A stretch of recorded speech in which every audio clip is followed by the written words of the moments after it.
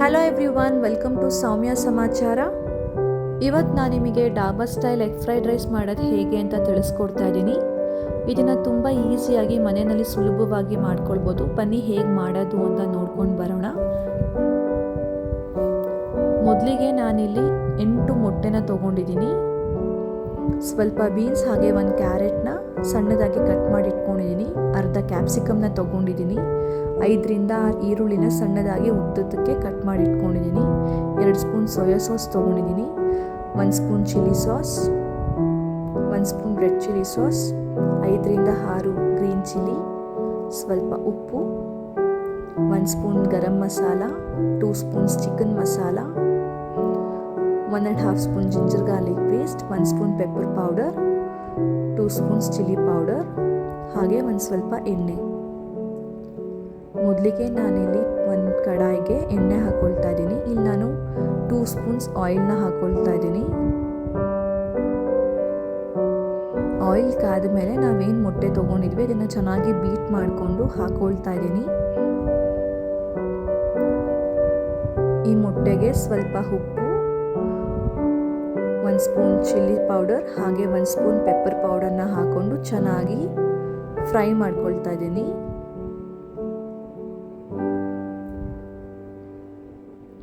ಮೊಟ್ಟೆನ ಚೆನ್ನಾಗಿ ಹುರ್ಕೊಳ್ಬೇಕು. ಮೊಟ್ಟೆ ಹುರ್ಕೊಂಡಷ್ಟು ಟೇಸ್ಟ್ ತುಂಬ ಚೆನ್ನಾಗಿರುತ್ತೆ. ಹಸಿ ಹಸಿ ಇದ್ರೆ ಚೆನ್ನಾಗಿರೋದಿಲ್ಲ. ಈಗ ಈ ಮೊಟ್ಟೆನ ನಾನು ಬೇರೆ ಬೌಲ್ಗೆ ಹಾಕೊಳ್ತಾ ಇದ್ದೀನಿ. ಈಗ ಅದೇ ಕಡಾಯಿಗೆ ಆಯಿಲ್ನ ಹಾಕ್ಕೊಳ್ತಾ ಇದ್ದೀನಿ. ನಾನಿಲ್ಲಿ ಒಂದು 3 ಸ್ಪೂನ್ಸ್ ಆಯಿಲ್ನ ಹಾಕ್ಕೊಳ್ತಾ ಇದ್ದೀನಿ. ಆಯಿಲ್ ಕಾದ ಮೇಲೆ ನಾವೇನು ಆನಿಯನ್ಸ್ನ ತೊಗೊಂಡಿದ್ವಿ ಆನಿಯನ್ಸ್ನ ಸೇರಿಸ್ಕೊಳ್ತಾ ಇದ್ದೀನಿ.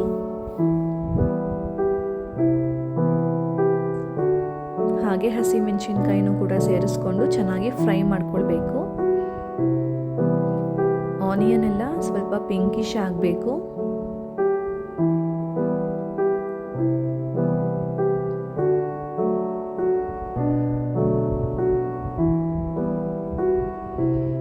ಈಗ ನಾವೇನು ತರಕಾರಿ ತೊಗೊಂಡಿದ್ವಿ ಆ ತರಕಾರಿನ ಸೇರಿಸ್ಕೊಳ್ತಾ ಇದ್ದೀನಿ.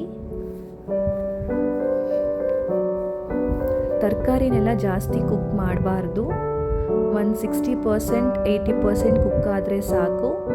ತುಂಬ ಚೆನ್ನಾಗಿ ಕುಕ್ ಮಾಡಿದ್ರೆ ಚೆನ್ನಾಗಿರೋದಿಲ್ಲ ಎಗ್ ಫ್ರೈಡ್ ರೈಸಿಗೆ. ಈಗ ನಾನು ಕ್ಯಾಪ್ಸಿಕಮ್ನು ಸೇರಿಸಿ ಸ್ವಲ್ಪ ಉಪ್ಪನ್ನ ಹಾಕ್ಕೊಳ್ತಾ ಇದ್ದೀನಿ. ಸ್ವಲ್ಪ ಬೇಗ ತರಕಾರಿ ಬೇಯಲಿ ಅಂತ. ಹಾಗೆ ತರಕಾರಿಗೆ ಉಪ್ಪು ಕೂಡ ಬೇಗ ಹಿಡಿಯುತ್ತೆ.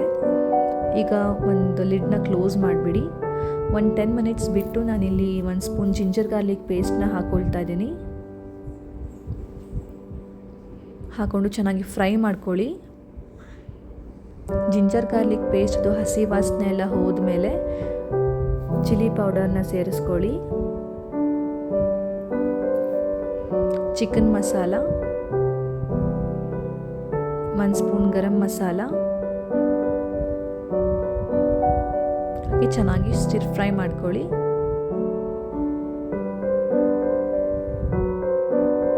ಈಗ ನಾವೇನು ಸೋಯಾ ಸಾಸ್ ತೊಗೊಂಡಿದ್ವಿ ಅದನ್ನು ಸೇರಿಸ್ಕೊಳ್ಳಿ.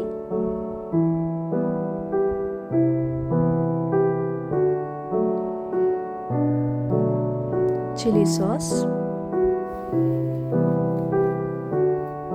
ಹಾಗೆ 1 ಸ್ಪೂನ್ ರೆಡ್ ಚಿಲ್ಲಿ ಸಾಸ್ನ ಕೂಡ ಸೇರಿಸ್ಕೊಳ್ಳಿ. ಸೇರಿಸ್ಕೊಂಡು ಚೆನ್ನಾಗಿ ಫ್ರೈ ಮಾಡ್ಕೊಳ್ಳಿ. ಈಗ ನಾವೇನು ಮೊಟ್ಟೆನ ಹುರಿದಿಟ್ಕೊಂಡಿದ್ವಿ ಮೊದಲಿಗೆ ಅದನ್ನು ಕೂಡ ಇದಕ್ಕೆ ಸೇರಿಸ್ಕೊಂಡು ಚೆನ್ನಾಗಿ ಮಿಕ್ಸ್ ಮಾಡಿ. ಮೊಟ್ಟೆಗೆಲ್ಲನೂ ನಾವೇನು ಪ್ರಿಪೇರ್ ಮಾಡ್ಕೊಂಡಿದ್ವಿ ಸಾಸ್ನೆಲ್ಲ ಹಾಕಿ ಅದು ಚೆನ್ನಾಗಿ ಹಿಡಿಬೇಕು. ಅಲ್ಲಿವರೆಗೂ ಚೆನ್ನಾಗಿ ಮಿಕ್ಸ್ ಮಾಡ್ಕೊಳ್ಳಿ. ಈ ಟೈಮಲ್ಲಿ ತಳ ಹಿಡಿಯುತ್ತೆ. ಸ್ವಲ್ಪ ಸಿಮ್ಮಲ್ಲಿ ಇಟ್ಕೊಂಡು ಸ್ಟಿರ್ ಫ್ರೈ ಮಾಡ್ಕೊಳ್ಳಿ.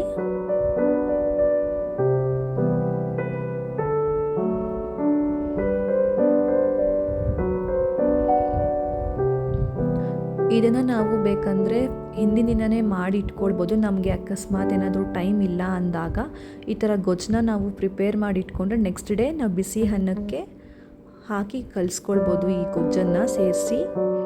ಈಗ ನಾನು ಇದೇ ಗೊಜ್ಜಿಗೆ ವೈಟ್ ರೈಸ್ನ ಸೇರಿಸಿ ಮಿಕ್ಸ್ ಮಾಡ್ಕೊಳ್ತಾ ಇದ್ದೀನಿ.